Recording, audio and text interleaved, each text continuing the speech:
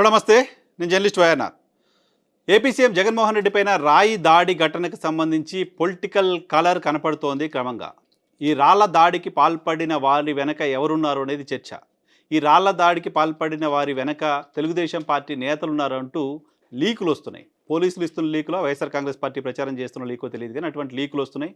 బోండా ఉమామహేశ్వరరావు దీని వెనక ఉన్నారు లాంటి వార్తలు స్ప్రెడ్ అవుతున్నాయి. దీనిలో వాస్తవం ఎంతుంది, నిజమా కాదా అనేది తేల్చాల్సింది పోలీసులు. పోలీసులు కూడా ఈరోజు నిందితుడిని పట్టుకున్నారు. పోలీసులు మీడియా ముందు నిందితుడిని చూపిస్తారు అంటూ వార్తలు వచ్చాయి. ప్రెస్ కాన్ఫరెన్స్ ఉంటుందంటూ వార్తలు వచ్చాయి. బట్ ఇప్పటివరకు ప్రెస్ కాన్ఫరెన్స్ జరగలేదు నేను ఈ వీడియో చేస్తున్న సమయానికి. బట్ కొంతమంది పిల్లలను అదుపులోకి తీసుకున్నారు, కొంతమంది యువకులను అదుపులోకి తీసుకున్నారు. అజిత్ సింగ్ నగర్కి సంబంధించిన ఆ ప్రాంతానికి సంబంధించిన కొంతమంది యువకులని అని.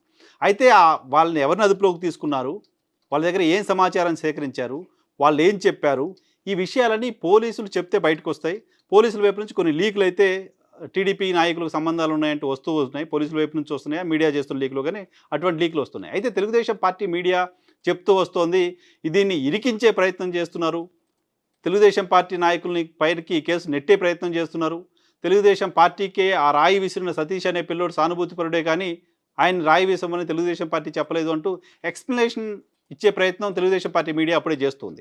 సరే, Telugu Desam party media Telugu Desam party కంటే చాలా యాక్టివ్గా ఉండి వాళ్ళకి ఎజెండా ఫిక్స్ చేస్తూ ఉంటుంది. దానిలో భాగంగా ముందుగానే ఇది ఫ్యాబ్రికేటెడ్ కేసులు అంటూ చెప్పే ప్రయత్నం చేస్తుంది. అది పక్కన పెడితే కొద్దిసేపటి క్రితం బోండా ఉమామహేశ్వరరావు మీడియాతో మాట్లాడడం చూశాను. ఆయన చెప్తున్నారు అన్నా క్యాంటీన్ తీసేశారని ఆ పిల్లోడు దాడి చేశారంట. సో అన్నా క్యాంటీన్లో రోజు భోజనం చేసేవాడిని, అన్నా క్యాంటీన్ తీసేశారు, ఆ కోపంతో ఆ పిల్లోడు జగన్మోహన్ రెడ్డి కనపడితే రాయించుకొని కొట్టాడు. సో ఇది బోండా ఉమామహేశ్వరరావు చెప్తున్న మాట. ఇదే తెలుగుదేశం పార్టీ మీడియా చెప్తోంది ఆ పిల్లలంతా మైనర్లని ఎలా పోలీసులు అదుపులోకి తీసుకొని వేధిస్తున్నారు అని. మైనర్ అంటే 14 సంవత్సరాలు 15 సంవత్సరాల వయసున్న పిల్లలు. సో వాళ్ళు అన్నా క్యాంటీన్ తీసేసి 5 సంవత్సరాలు అవుతుంది. 5 సంవత్సరాల క్రితం అన్నా క్యాంటీన్ తీసేసిన సమయానికి ఆ పిల్లోడికి 11 సంవత్సరాలు 12 సంవత్సరాలు ఉంటాయి. సో అప్పుడు అన్నా క్యాంటీన్ తీసేశారని 11 ఏళ్ల వయసులో ఆ పిల్లోడు గుర్తుపెట్టుకొని 5 సంవత్సరాల తర్వాత జగన్మోహన్ రెడ్డి కనపడితే రాయి తీసుకుని కొట్టాడా? ఇది వాళ్ళు చెప్తున్న మాట. సో 11 సంవత్సరాల క్రితం అంటే అంతకంటే ముందు ఆయన రోజు అన్నా క్యాంటీన్లో భోజనం చేసేవాడు ఆ పిల్లోడు. అతనికి 11, 12 సంవత్సరాల వయసు ఉన్నప్పుడు అన్నా క్యాంటీన్లు ఆపేశారు. అప్పటి నుంచి భోజనానికి ఇబ్బంది పడుతూ వస్తున్నాడు. అన్నా క్యాంటీన్ తీసేస్తావా అని జగన్మోహన్ రెడ్డి కనపడితే పైకి ఎక్కి రాయి తీసుకొని కొట్టాడు.